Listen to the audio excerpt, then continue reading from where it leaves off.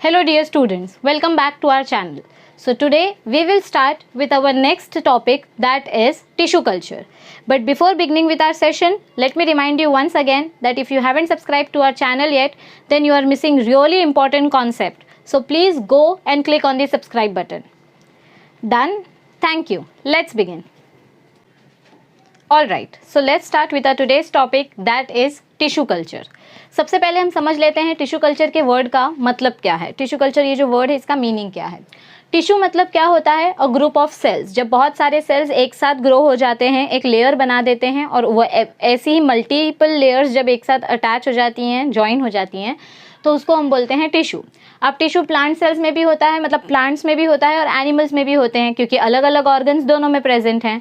तो tissue is a group of cells. Okay. और culture मतलब क्या होता है. अब ये कल्चर मतलब कोई रिलीजन वगैरह नहीं है. कल्चर मतलब it is a process when you try to grow that tissue in a laboratory conditions. मतलब जब हम अपने प्लांट के कोई पर्टिकुलर सेल से कोई टिश्यू बनाना चाहते हैं आर्टिफिशियली लैब में, या एनिमल सेल से हम कोई टिश्यू बनाना चाहते हैं लैब में, तो उस प्रोसेस को हम कल्चरिंग बोलते हैं, कल्चर बोलते हैं. क्या बोलते हैं? Culture.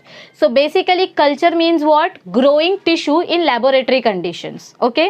So this is the meaning of tissue culture. ये शॉर्ट मीनिंग है आपके टिश्यू कल्चर का. अब इसका डेफिनेशन देखते हैं. It is a collection of different techniques. ये टिश्यू कल्चर कोई एक ही टेक्निक नहीं है कि आप ये एक ही टेक्निक डिसाइडेड है, आप यही टेक्निक करोगे तो आपको हर बार सक्सेसफुल टिश्यू मिल जाएगा. नहीं, बहुत सारी अलग अलग कुछ ट्रेडिशनल कुछ मॉडर्न टेक्निक्स मिक्स करके ये टिश्यू कल्चर की टेक्निक बनाई गई है. It is also emerged as plant biotechnology. और इसी कल्चरिंग टेक्निक को हम क्या बोलते हैं? Plant biotechnology. Because we are studying what? We are studying about plants tissue culture. Okay. तो जब हम प्लांट को डेवलप करते हैं, ग्रो करते हैं लेबोरेटरी कंडीशंस में आर्टिफिशियली, ओके, मैनुअली, तो उस टेक्निक को हम बोलते हैं प्लांट बायोटेक्नोलॉजी, क्योंकि हम टेक्नोलॉजी का यूज़ कर रहे हैं प्लांट को ग्रो करने के लिए. Understood the first point? Okay. Now what next point says that here in this process isolated cells or tissues organs are grown in vitro. मतलब क्या होता है? अभी सबसे पहले तो आपको मैंने इन विट्रो का बहुत बार मीनिंग बताया है. इन विट्रो मतलब क्या होता है? जब आप किसी भी चीज़ को लैब में ग्रो करते हो. So anything that is cultivated or grown in a lab is known as in vitro cultivation. और जब आप किसी चीज़ को उसके एक्चुअल एनवायरनमेंट में ग्रो करते हो तो उस प्रोसेस को हम बोलते हैं इन वीवो. क्या बोलते हैं? In vivo. जब उसके एक्चुअल एनवायरनमेंट में आप उसको ग्रो करते हो. ठीक है. सो यहाँ पर हम क्या कर रहे हैं? यहाँ पर हम प्लांट जो है, हमारा ओरिजिनल प्लांट जो है, डायग्राम बनाती हूँ मैं. ओके. डोंट जज me on my drawing. Okay. This is the soil, this is the root stem and these are the leaves. Okay. All right. So ये आपका एक सॉर्ट ऑफ प्लांट का सैम्पल बनाया है. समझो यहाँ पर मैं फ्लावर बना देती हूँ. सो यहाँ पर आपके लीव्स हैं, यहाँ पर रूट है, यहाँ पर सॉइल है, यहाँ पर स्टेम है और यहाँ पर फ्लावर है. ये अलग अलग ऑर्गन्स हैं प्लांट के.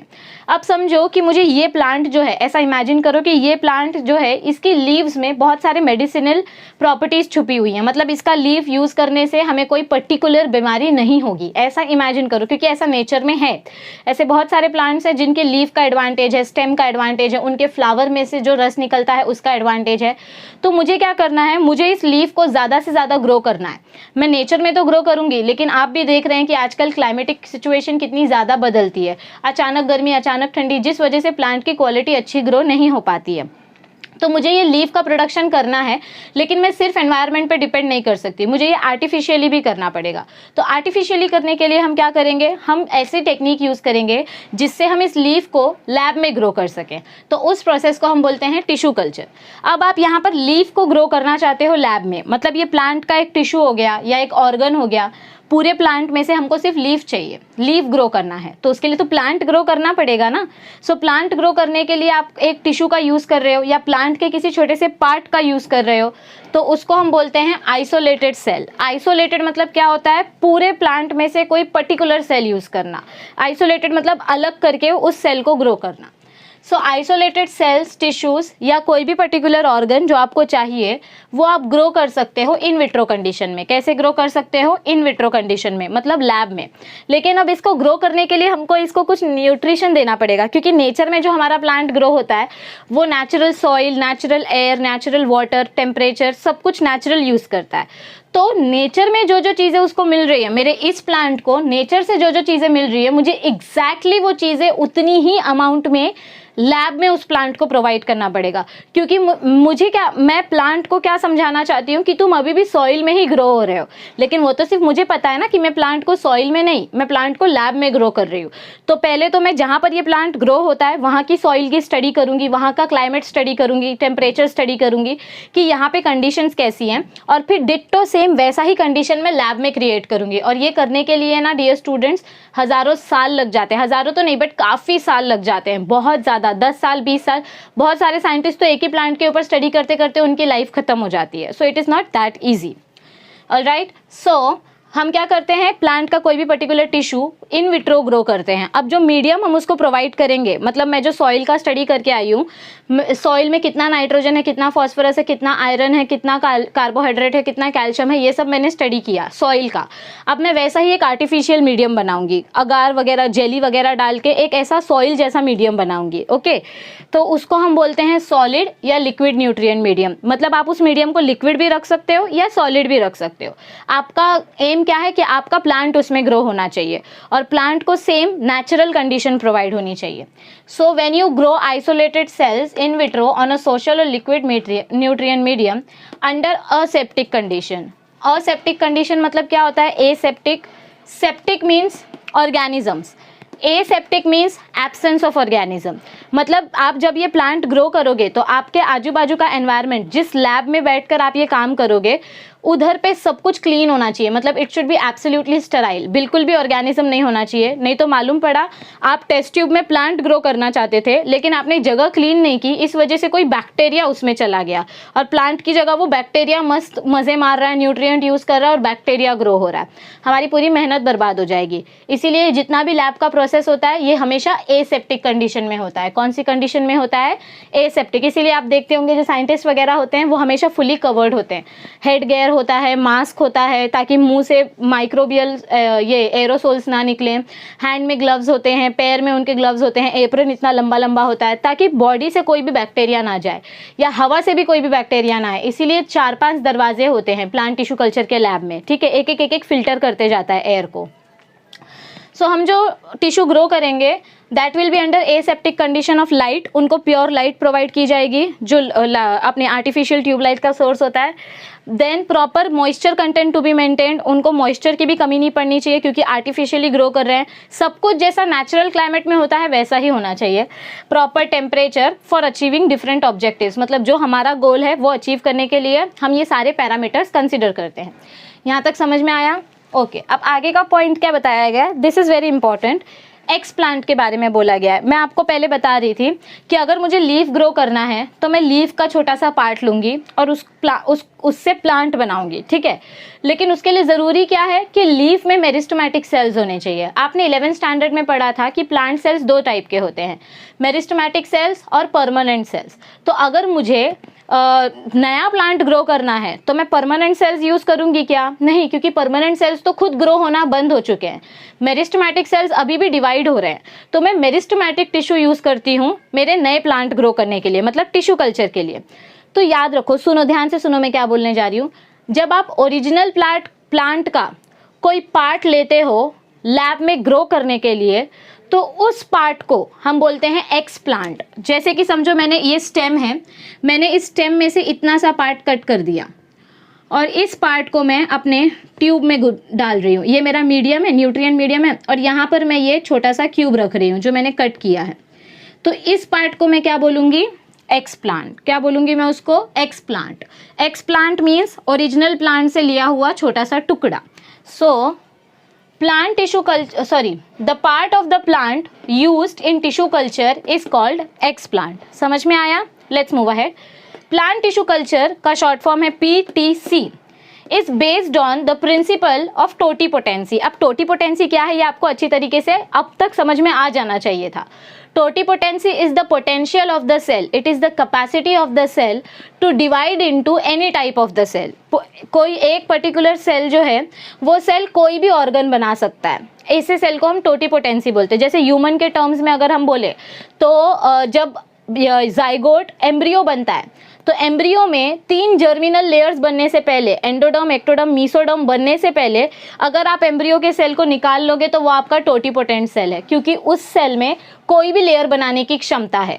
वैसे ही हमारा प्लांट जो है, प्लांट का एम्ब्रियो क्या होता है? सीड। तो अगर मैं सीड में से थोड़ा सा पार्ट निकाल लूँ तो वो सीड मेरा क्या होगा? टोटीपोटेंट होगा।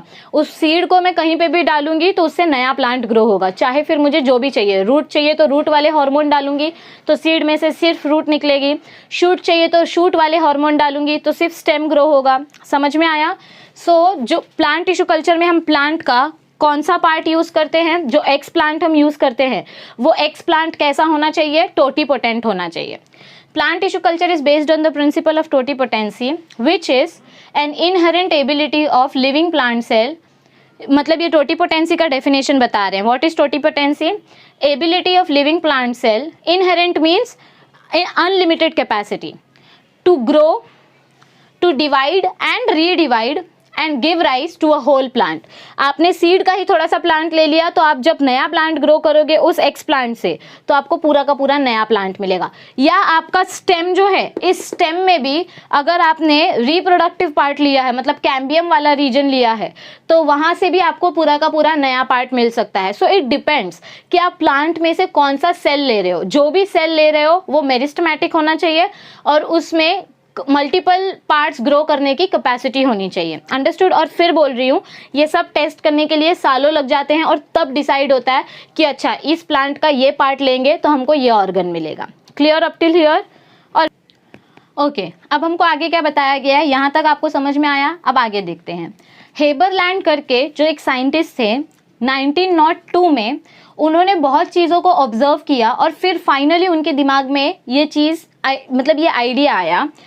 Haberland in 1902 he conceived means he discovered this idea। उनके दिमाग में ये आइडिया आया of development of plant tissue culture. मतलब उनके दिमाग में ये आइडिया आया कि क्यों ना हम प्लांट्स को लैब में ग्रो करें। So Haberlandt conceived the idea of plant tissue culture and developed the concept of in vitro cell culture. मतलब उन्होंने, हेबरलैंड ने actually in vitro cell culture का प्रोसेसिंग स्टार्ट किया है। तो ये साइंटिस्ट का नाम याद कर लो आप। Okay, in vitro cell culture को हम क्या बोलते हैं? इन विट्रो मतलब लैब में, सेल कल्चर मतलब क्या होता है? सेल को ग्रो करना, आर्टिफिशियल मीडियम यूज करके न्यू सेल को ग्रो करना। तो उसको हम क्या बोलते हैं? Plant morphogenesis. प्लांट मॉर्फोजेनेसिस मतलब आप प्लांट सेल यूज कर रहे हो कोई नया स्ट्रक्चर बनाने के लिए। मॉर्फो मतलब क्या होता है? स्ट्रक्चर, और जेनेसिस मतलब क्या होता है? फॉर्मेशन। सो जब आप लैबोरेटरी में कोई नया सेल, प्लांट का कोई नया सेल बनाने वाले हो तो उस प्रोसेस को हम बोलते हैं plant morphogenesis. Okay, alright. The PTC medium, PTC मतलब क्या होता है? Plant tissue culture. मैं अब हर जगह पर पीटीसी ही लिखूंगी पर आपको याद रखना है PTC means plant tissue culture. So PTC medium contains all essential minerals, sources for carbohydrates, proteins and fats, water, growth hormones, vitamins and agar for callus culture. अब ये क्या बोलने जा रही हूँ मैं, ध्यान से सुनना, बहुत इंपॉर्टेंट टर्म है। असेंशियल और नेसेसरी के बीच का डिफरेंस आपको बताती हूँ मैं। असेंशियल मतलब क्या होता है? आप किसी भी चीज़ को, मतलब मम्मी या आप कोई भी फूड एडवर्टाइजमेंट देखते होंगे तो वो लोग बोलते होंगे this is very essential for your development या this is necessary for your development. वैसे तो ये दोनों वर्ड एक जैसे ही लगते हैं लेकिन इन दोनों के बीच में बहुत डिफरेंस है। नेसेसरी मतलब क्या होता है? कोई ऐसी चीज़ जिसके बिना आपका काम हो ही नहीं सकता, आपकी ग्रोथ हो ही नहीं सकती। So this is compulsory. Necessary nutrients क्या होते हैं? कंपल्सरी न्यूट्रिएंट्स, इसके बिना आपका काम हो ही नहीं सकता और ये आपकी बॉडी में बनती है। ये कंपल्सरी न्यूट्रिएंट्स होते हैं और ये कहाँ पर बनते हैं? मतलब अगर ह्यूमन न्यूट्रिएंट्स की बात करें तो ये हमारी बॉडी में ही बनेंगे, और अगर प्लांट्स की बात करें तो कुछ हार्मोन्स जो प्लांट के अंदर खुद बनते हैं उनको हम बोलते हैं नेसेसरी। ठीक है, so they are formed within the body. ये नेसेसरी एलिमेंट्स जो होते हैं वो कहाँ पर बनते हैं? Formed within the body. ठीक है, लेकिन जो आपका असेंशियल कंपोनेंट होता है, जब हम बोलते हैं कि आपके लिए ये मिनरल बहुत असेंशियल है, आपके लिए ये विटामिन बहुत असेंशियल है, तो उसका मतलब क्या होता है कि this is also very important for growth. आपको ये भी बहुत इंपॉर्टेंट है ग्रोथ के लिए, कंपलसरी है, इसके बिना आपकी डेवलपमेंट नहीं होगी। लेकिन ये आपकी बॉडी में नहीं बन सकती। ये आप कहाँ से लेते हो? एक्सटर्नल सोर्स से। जैसे कि समझो बच्चे जब छोटे होते हैं तो उनको विटामिन का टैबलेट्स दिया जाता है, क्योंकि आपको भी पता है विटामिन हमारी बॉडी में नहीं बनता है, हमको वो बाहर से ही लेना पड़ता है, मल्टीविटामिन का टैबलेट्स। तो ऐसी बहुत सारी चीज़ें हैं जो हमारी बॉडी में नहीं बनती लेकिन हमारे लिए ज़रूरी है, तो वो हमको बाहर से लेनी पड़ती है। इसीलिए उस एलिमेंट को हम बोलते हैं असेंशियल एलिमेंट। क्या बोलते हैं हम? Essential element. ठीक है।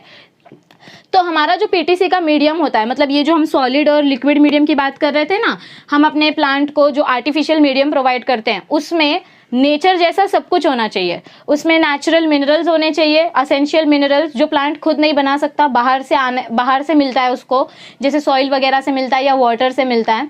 तो वही मिनरल्स हम अपने मीडिया में भी डालते हैं। हम अपने मीडिया में कार्बोहाइड्रेट डालते हैं क्योंकि प्लांट को सॉइल से कार्बोहाइड्रेट मिलता है। हम उसमें प्रोटीन, फैट, वाटर, हार्मोन सब कुछ डालते हैं। जो जो नेचुरल प्लांट को मिलता है वो हम लेबोरेटरी वाले प्लांट को भी देंगे, क्योंकि हमको सेम क्वालिटी चाहिए प्लांट की। ओके, और हो सके तो इनफैक्ट थोड़ी अच्छी क्वालिटी चाहिए। और वाइटामिन एंड अगार। अगार मतलब क्या होता है? आप जो लिक्विड मीडियम बना रहे हो, जैसे समझो कि आप प्लांट को ग्रो करना चाहते हो, तो आपने एक टेस्ट ट्यूब में पानी डाला और उसमें आप थोड़ा सा मिनरल्स डाल रहे हो, थोड़ा सा कार्बोहाइड्रेट, थोड़ा सा प्रोटीन, थोड़ा सा फैट, थोड़ा सा विटामिन। ये सब कुछ लिक्विड फॉर्म में है। लेकिन अगर मुझे स्टेम ग्रो करना है तो आपको भी पता है कि स्टेम ग्रो होने के लिए नीचे कुछ सॉलिड मीडियम चाहिए, नहीं तो आपका प्लांट ऐसे ऐसे होता रहेगा और हो सकता है कि वो ग्रो ही ना हो। तो इसको, ये जो लिक्विड मीडियम आपने बनाया है, इस लिक्विड मीडियम को जमाने के लिए हम इसमें अगार डालते हैं। आपका टूथपेस्ट आपने देखा होगा, आपका टूथपेस्ट भी जेली जैसा है, एकदम लिक्विड निकलता है क्या पिचकारी जैसा? नहीं, थोड़ा सा जेली जैसा होता है हमारा टूथपेस्ट। क्यों? क्योंकि उसमें भी थोड़ा सा अगार डाला हुआ होता है। आप जो जेली खाते हो, जेली वाला केक या कैरेमल कस्टर्ड आप जो खाते हो, उन सब में थोड़ा थोड़ा अगार या जिलेटिन डाला जाता है, जिसके वजह से आपका जो लिक्विड मीडियम है वो थिक हो जाए। ठीक है। तो अगार डालते हैं कैलस कल्चर बनाने के लिए। कैलस कल्चर क्या होता है वो हम आगे देखेंगे, ये आपने पढ़ा है लेकिन मैं अभी बताऊंगी। एक्स प्लांट जब ग्रो होता है तो उसको हम कैलस कल्चर बोलते हैं। Okay, the most commonly preferred medium for tissue culture is MS। तो बहुत सारे साइंटिस्ट ने, मतलब हजारों साइंटिस्ट प्लांट टिश्यू कल्चर की स्टडी कर रहे थे, लेकिन दो साइंटिस्ट ऐसे थे, मुराशीग एंड स्कूग। ये दो साइंटिस्ट ऐसे थे जिन्होंने सबसे बेस्ट मीडियम बनाया प्लांट को ग्रो करने के लिए। ठीक है, मतलब इन्होंने एग्जैक्ट 0.00 ग्राम्स नाइट्रोजन, 0.00 ग्राम फॉस्फोरस, मतलब एकदम एग्जैक्ट इन्होंने कॉन्सेंट्रेशन बताया कि प्लांट को लैब में ग्रो करने के लिए कौन सी चीज़ कितने अमाउंट में चाहिए। और इसीलिए सबसे ज़्यादा बेस्ट मीडियम कौन सा माना जाता है प्लांट को ग्रो करने के लिए? MS medium. वैसे बहुत सारे मीडियम है मार्केट में, लेकिन आपको कौन सा याद रखना है? MS medium, Murashige and Skoog. Entrance में ये क्वेश्चन आ चुका है और आपके 12th बोर्ड में भी ये क्वेश्चन MCQ के फॉर्म में पूछ सकते हैं। सो मेक श्योर, मैंने आपको पहले ही बोला इस चैप्टर में से MCQ बहुत आएगा। So the most preferred medium is MS medium. Understood up till here? Okay, all right. अब हम देखते हैं MS मीडियम के अलग अलग टाइप्स हमको बताए गए हैं। हमने क्या बोला कि प्लांट टिश्यू कल्चर करने के लिए सबसे प्रेफर्ड मीडियम होता है MS मीडियम, लेकिन MS मीडियम भी अलग अलग है, मतलब उसका कॉम्पोजिशन अलग अलग है कंडीशन के अकॉर्डिंग। ठीक है, पहली कंडीशन क्या है हमारी? Based on the nature of x plant, मतलब आप कौन सा एक्स प्लांट यूज़ कर रहे हो और आपको वो पर्टिकुलर एक्सप्लांट के अकॉर्डिंग कौन सा मीडियम सबसे ज़्यादा सूटेबल रहेगा, उसके हिसाब से अलग अलग मीडियम्स बनाए हैं मुराशीग एंड स्कूग ने। So based on the nature of explant there are 3 types of different medium. MS medium के ही 3 अलग अलग टाइप्स हैं। सेल कल्चर अगर आप ग्रो कर रहे हो तो अलग मीडियम यूज़ होगा, अगर आप ऑर्गन कल्चर ग्रो कर रहे हो तो अलग मीडियम यूज़ होगा, और अगर आप एम्ब्रियो कल्चर ग्रो करना चाहते हो, मतलब आपने जो प्लांट लिया है, जो एक्स प्लांट लिया है, उस एक्स प्लांट से आप सिर्फ सेल्स बनाना चाहते हो तो अलग मीडियम है। अगर उस प्लांट से आप नया का नया ऑर्गन बनाना चाहते हो, जैसे leaf, stem, root, flower, fruit, तो अलग मीडियम यूज़ होगा, क्योंकि फ्लावर, फ्रूट, लीफ के लिए अलग हार्मोन्स लगते हैं। और अगर आप एम्ब्रियो बनाना चाहते हैं, मतलब सिर्फ सीड तक का डेवलपमेंट करना चाहते हैं, तो उसके लिए अलग मीडियम यूज़ होगा, क्योंकि उस मीडियम में अलग से सीड हार्मोन्स होंगे। फर्स्ट टाइप समझा? ओके, अब सेकेंड टाइप में क्या बताया गया है?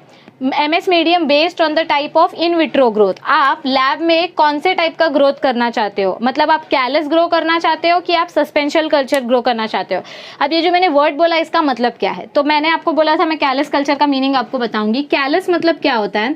समझो आपका ये ट्यूब है और इस ट्यूब के अंदर आपने मीडियम रखा है, इसके अंदर लिक्विड मीडियम है और इसके अंदर सॉलिड मीडियम है। ठीक है, मतलब ये जो है ये पूरा लिक्विड है, वाटर है, सारे कंटेंट्स इसमें सेम है, सिर्फ हमने इसमें अगार नहीं डाला है। क्या नहीं डाला है? अगार, क्योंकि अगार क्या करता है? चीज़ों को सॉलिडिफाई कर देता है, कड़क कर देता है। और ये सॉलिड मीडियम है, मतलब इसमें भी सेम कंटेंट है, लेकिन इसमें हमने अगार डाला है। इसमें सारा कंटेंट सेम है, लेकिन इट ऑल्सो कंटेन्स अगार, जिसकी वजह से ये सॉलिड हो गया है। अब मैं अपना जो एक्स प्लांट डालूंगी, मैंने एक्स प्लांट जो निकाला था, ये स्टेम का जो थोड़ा सा टुकड़ा निकाला था मैंने यहाँ से कट करके, इस स्टेम के टुकड़े को मैं यहाँ पर डालूंगी अगर उसी स्टेम के टुकड़े को मैं यहाँ पर डालूंगी, दो अलग अलग कंडीशन में अगर ग्रो करूँ, तो ये स्टेम का टुकड़ा नीचे जाके बैठ जाएगा क्योंकि हैवी है, और हो सकता है कि ये प्रॉपरली ग्रो ना हो। लेकिन उसी की जगह अगर मैं यहाँ पर इस स्टेम को टुकड़े को डाली हूँ तो वो अगार में अटक जाएगा, क्योंकि ये जेली जैसा सब्सटेंस है, तो वो ऊपर ही अटक जाएगा। और थोड़े दिन के बाद जब आप उसको प्रॉपर न्यूट्रिएंट्स देते रहोगे, प्रॉपर लाइट, प्रॉपर ह्यूमिडिटी देते रहोगे और टेम्परेचर मेंटेन करके रखोगे, तो आपको क्या देखने को मिलेगा कि इस कैलस में से, मतलब ये जो स्टेम हमने डाला था, इस स्टेम में ऐसे थोड़ी थोड़ी वाइट कॉटन कलर की ग्रोथ हो गई है। मतलब जैसे कॉटन दिखता है ना, वैसे ये स्टेम आपका कॉटन जैसा, मतलब थोड़ा बड़ा हो जाएगा साइज में। और इसके वो साइज में क्यों बड़ा होगा? क्योंकि स्टेम के सेल्स डिवाइड हो गए, और जब सेल्स डिवाइड होते हैं तो ऑटोमेटिकली ऑर्गन का शेप बढ़ता है, साइज बढ़ती है, करेक्ट। तो यहाँ पर हमको क्या देखने को मिलेगा कि आपने जो स्टेम डाला था उसका शेप थोड़ा सा बड़ा हो गया है, और शेप बड़ा हुआ है तो वो कैसे ग्रो हुआ है? वो कॉटन ही ग्रोथ दिखा रहा है, कॉटन के जैसा ग्रोथ दिखा रहा है। इसको हम बोलते हैं कैलस। इसको हम क्या बोलते हैं? कैलस। तो अगर आपको कैलस ग्रो करना है तो आपको सॉलिड मीडियम यूज़ करना पड़ेगा। और अगर आपको समझो मुझे इस सेल को निकाल के मुझे 4 अलग अलग ट्यूब में ग्रो करना है, क्योंकि ये जो है ये कैलस कैसा होता है? टोटीपोटेंट होता है। कैसा होता है? टोटीपोटेंट। टोटीपोटेंट मतलब क्या होता है? ऐसी कैपेसिटी सेल की जो अलग अलग ऑर्गन्स में डिवाइड हो सके। Totipotent cells has the capacity to divide into multiple cells. तो अगर मुझे एक कैलस से 4 प्लांट ग्रो करने हैं तो मैं क्या करूंगी? मैं इस कैलस को बाहर निकालूंगी, इसको एक लिक्विड मीडियम में अच्छे से डिसॉल्व कर दूंगी, अच्छे से शेक करके मिक्स कर दूंगी, और फिर इसके अंदर ये पूरा कैलस डिसॉल्व हो गया। अब इस कैलस को मैं 4 अलग अलग ट्यूब में डिस्ट्रीब्यूट कर दूंगी। एक कैलस इस ट्यूब में आ जाएगा, एक कैलस इस ट्यूब में आ जाएगा। कैलस मतलब थोड़ा सा सेल इसमें, थोड़ा सा सेल इसमें। तो आप क्या कर रहे हो? आपने अपने कैलस को डिसॉल्व करके अलग अलग ट्यूब में सस्पेंड कर दिया। सस्पेंड करना मतलब क्या होता है? डिस्ट्रीब्यूट कर देना। तो उस कल्चर को, अब इसमें भी हमने न्यूट्रिएंट मीडियम से रखा है, सिर्फ इसमें अगार नहीं डाला है, तो ये लिक्विड मीडियम है। तो इसमें भी आपके सेल्स वैसे ही ग्रो होंगे जैसे वो सॉलिड मीडियम में ग्रो होने वाले थे। समझ में आ रहा है आपको? मतलब आप एक कैलस से 4 प्लांट उगा रहे हो। एक प्लांट से आपने एक कैलस बनाया, एक एक्स प्लांट से आपने एक कैलस बनाया। अब उस एक कैलस से आप 4 ट्यूब में वो सेल्स ग्रो करोगे, और फिर उन 4 ट्यूब के सेल्स से आपको एक ही टाइम पे बाद में 4 प्लांट्स मिलेंगे। समझ में आ रहा है आपको? तो आपने जब कैलस को डिसॉल्व किया, सेल्स बनाया, और उन सेल्स को जब अलग अलग ट्यूब में डिस्ट्रीब्यूट किया, तो इस डिस्ट्रीब्यूशन को हम बोलते हैं सस्पेंशन कल्चर। क्या बोलते हैं हम इसको? Suspension culture. कैलस कल्चर मतलब सॉलिड मीडियम में ग्रो करना, और सस्पेंशन कल्चर मतलब लिक्विड मीडियम में ग्रो करना। बस थोड़े से कंपोनेंट्स का डिफरेंस होता है लिक्विड मीडियम और सॉलिड मीडियम में। जैसे कि मैंने बोला, इसमें अगार होता है, इसमें अगार नहीं होता है। और ऐसे ही 1-2 कंपोनेंट्स और हैं जो सॉलिड मीडियम में होते हैं और लिक्विड मीडियम में नहीं होते हैं। इसीलिए अगर आपको कैलस कल्चर बनाना है तो उसके लिए अलग एमएस मीडियम है, और अगर आपको लिक्विड सस्पेंशन कल्चर बनाना है तो उसके लिए अलग मीडियम है। समझा? ओके। अब नेक्स्ट आता है मेंटेनेंस ऑफ असेप्टिक कंडीशंस। क्या है अब next? Maintenance of aseptic condition. मैंने आपको पहले ही बताया, असेप्टिक कंडीशन मतलब क्या होता है? स्टरिलाइजेशन। Sterilisation means what? पूरे ऑर्गेनिजम्स को किल कर देना, मतलब no organism. Aseptic means absence of organisms, ठीक है। सो असेप्टिक कंडीशन बहुत इंपॉर्टेंट क्यों है? Aseptic condition is essential so as to avoid contamination. आप ये जो ट्यूब में अपना कैलस ग्रो करोगे, समझो आपके प्लांट में कोई बैक्टीरिया था, आप जो प्लांट यूज़ कर रहे हो उसमें कोई बैक्टीरिया था, आपने वही एक्सप्लांट लिया, उसके साथ वो बैक्टीरिया आया, और वही बैक्टीरिया वाला एक्सप्लांट अगर आप अपने ट्यूब में डाल रहे हो तो इसमें हेल्दी प्लांट नहीं बनेगा, क्योंकि बैक्टीरिया उस कैलस को ख़राब कर देगा। आपने जो एक्सप्लांट लिया था, वो एक्सप्लांट जब आया बैक्टीरिया के साथ, तो वो खराब एक्सप्लांट आया, जिसकी वजह से खराब प्लांट ग्रो होगा। अब ज़रूरी नहीं है कि सिर्फ प्लांट में ही बैक्टीरिया हो सकता है आप जो मीडिया यूज़ कर रहे हो वो एक्सपायर हो गया हो, केमिकल्स एक्सपायर्ड हो गए हो, तो आपका न्यूट्रिएंट मीडियम ही खराब बने, जिसकी वजह से प्लांट की ग्रोथ खराब हो। बैक्टीरिया या ऑर्गेनिज्म कहीं भी हो सकते हैं, तो हमको किसी भी तरीके का कंटामिनेशन नहीं चाहिए, हमको ओरिजिनल प्लांट चाहिए विद गुड क्वालिटी। इसीलिए हम एसेप्टिक कंडीशन मेंटेन करते हैं। कौन सी कंडीशन मेंटेन करते हैं? एसेप्टिक। हम हर चीज़ को क्लीन करके यूज़ करते हैं, चाहे फिर वो ट्यूब हो जिसके अंदर हमको उगाना है, चाहे फिर वो केमिकल हो, चाहे फिर वो प्लांट हो, हर चीज़ को क्लीन किया जाता है। हर एक चीज़ को कैसे क्लीन किया जाता है देखते हैं। So aseptic condition is essential to avoid contamination by other harmful microorganism. Contamination avoid करने के लिए aseptic condition बहुत important है। आगे देखो कैसे avoid कर सकते हैं हम contamination. It is accomplished by sterilization. हम क्या करेंगे? हमको aseptic condition maintain करनी है तो हम sterilization करेंगे। Sterilization मतलब क्या होता है कि किसी भी चीज़ को ये यहाँ पर हमने क्या देखा, स्टेरिलाइजेशन में हम क्या करते हैं, हम ऑर्गेनिजम्स को किल कर देते हैं, हम सारी चीज़ों में से ऑर्गेनिजम्स निकाल देते हैं। कैसे निकाल सकते हैं? सबसे पहला हम ग्लासवेयर क्लीन करेंगे। ग्लासवेयर मतलब आपके पूरे एक्सपेरिमेंट में आप जो कांच का मटेरियल या कोई भी ग्लास का मटेरियल जो यूज़ करने वाले हो, जैसे टेस्ट ट्यूब्स हो गया, फिर आपका कोई भी अगर पेट्री डिश है तो पेट्री डिश क्लीन करोगे, स्लाइड है तो स्लाइड क्लीन करोगे, कोई फोर्क या नीडल यूज़ करने वाले हो तो वो नीडल यूज़ करोगे, क्लीन करोगे। मतलब जितनी भी ग्लास के सामान आप क्लीन करने वाले हो, यूज़ करने वाले हो, उसको कैसे क्लीन करेंगे? ग्लासवेयर इज़ क्लीन्ड और sterilised with the use of detergents. आप उनको अच्छे से डिटर्जेंट में वॉश करो और डिटर्जेंट में वॉश करने के बाद उनको हॉट एयर ओवन में रख दो। हॉट एयर ओवन में रखने से क्या होगा, आप जब ओवन में रखोगे 100 डिग्री टेम्परेचर पे, मतलब इतना भी टेम्परेचर नहीं होना चाहिए कि ग्लास फूट जाए, एक पर्टिकुलर टेम्परेचर सेट होता है ग्लास मटेरियल के लिए, that is approximately 100 degree Celsius. तो आप जब उसको ओवन में रखते हो तो हीट के वजह से जितने भी ऑर्गेनिज्म उस ग्लास मटेरियल से चिपके हुए होंगे वो मर जाएंगे। सो इस तरीके से आप ग्लासवेयर को क्लीन कर सकते हो, स्टेरिलाइज कर सकते हो। नेक्स्ट क्या है? Nutrient medium. आप जो मीडियम यूज़ करने वाले हो अपने प्लांट को ग्रो करने के लिए, उस मीडियम को कैसे क्लीन कर सकते हैं? Nutrient medium can be cleaned और स्टरीलाइज्ड बाय ऑटोक्लेविंग। ऑटोक्लेव करना मतलब क्या होता है? किसी भी चीज़ को एक पर्टिकुलर वाटर के अंदर बॉईल करना। मतलब समझो कि आपने जो न्यूट्रिएंट मीडियम लिया, उस न्यूट्रिएंट मीडियम को बनाओ और उसको माइक्रोवेव के अंदर रख दो या ऑटोक्लेव मशीन के अंदर रख दो। ऑटोक्लेव मशीन एक बड़ी सी ऐसे टंकी जैसी होती है और अंदर ऐसे उसके शेल्फ बने होते हैं। आप अपना ग्लासवेयर, मतलब समझो मैंने किसी फ्लास्क में अपना मीडिया बनाया है, तो मैं उस मीडिया को उस फ्लास्क में रखूँगी और उस फ्लास्क को ऊपर से अच्छे से कवर कर दूँगी ताकि पानी का स्टीम उसके अंदर ना जाए। मतलब मैंने कॉटन लगा के पेपर से या किसी भी रैपर से ऊपर का ढक्कन पूरा अच्छे से बंद कर दिया। अब इस फ्लास्क को मैं ऑटोक्लेव मशीन में रख दूँगी। ऑटोक्लेव मशीन क्या करेगा, उसमें जो हमने पानी डाला है वो पानी के वजह से इतना ज़्यादा बॉइलिंग होगा, इतना ज़्यादा स्टीम क्रिएट होगा कि आपका वो ग्लास मटेरियल गर्म हो जाएगा और उसके अंदर का मटेरियल उबलने लगेगा। जब आपका मीडियम उबलने लगेगा, इसके मतलब उसके अंदर के जितने भी ऑर्गेनिजम्स है सब मर जाएंगे, क्योंकि हम इतना ज़्यादा हीट प्रोड्यूस कर रहे हैं। ठीक है। और वो ऑटोक्लेव मशीन का एक पर्टिकुलर प्रेशर होता है, ऊपर ऐसे मीटर लगा हुआ होता है, कितना प्रेशर जा रहा है, कितना प्रेशर नीचे आ रहा है।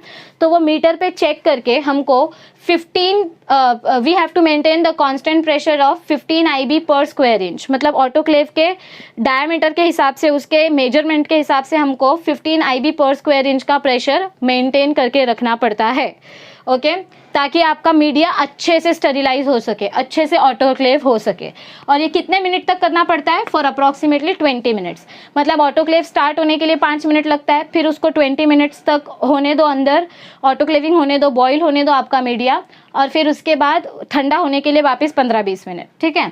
सो आपका ग्लासवेयर क्लीन हो गया, आपका न्यूट्रिएंट मीडियम भी ऑर्गेनिज्म फ्री, आपने सारे ऑर्गेनिज्म को किल कर दिया। अब हमारा नेक्स्ट क्या है? एक्सप्लांट। जो हम प्लांट का मटेरियल निकाल रहे हैं, अब मैं उस प्लांट के मटेरियल को तो बॉईल नहीं कर सकती ना। मैंने स्टेम का जो छोटा सा टुकड़ा निकाला, अगर मैं उसको बॉईल कर दूंगी तो हो गया, मेरा खेल उधर ही खत्म, सारे प्लांट सेल्स को मैंने मार दिया, तो अब ग्रो क्या होगा? तो प्लांट के एक्सप्लांट को आप कैसे क्लीन करोगे? Bye treatment of 20% ethyl alcohol and 0.1% mercury chloride. तो हम क्या करते हैं, हमने जो एक्सप्लांट लिया है, जैसे समझो आपने रूट का कोई पार्ट लिया है या स्टेम का कोई पार्ट लिया है, उसको अच्छे से आप पेट्री डिश में रखते हो। आपके डाइसेक्शन बॉक्स में जो पेट्री डिश होता है, ओवल कलर का जो ओवल शेप का जो प्लेट होता है, उसमें थोड़ा सा अल्कोहल 20% इथाइल अल्कोहल डालते हो। ओके, मतलब 20 ml alcohol, 100 ml water, distil water. So 20% ethyl alcohol डालते हो, उसको वॉश करते हो और 0.1% मर्क्यूरी क्लोराइड, मतलब 0.1 ml of mercury chloride and 99.9 ml of distil water. तो ऐसे आप मर्क्यूरी क्लोराइड और इथाइल अल्कोहल का मिक्सचर बनाते हो और उसमें अपने एक्स प्लांट को अच्छे से क्लीन करते हो। ऐसे 3 से 4 बार करते हो ताकि उसके ऊपर के कोई भी सॉइल या कोई भी पार्टिकल जो बैठा हुआ होगा वो निकल जाएगा, ठीक है। सो ये था आपका स्टरिलाइजेशन टेक्निक। आपने ग्लासवेयर कैसे क्लीन किया, आपने न्यूट्रिएंट मीडियम कैसे क्लीन किया और आपने एक्सप्लांट कैसे क्लीन किया। Understood everybody?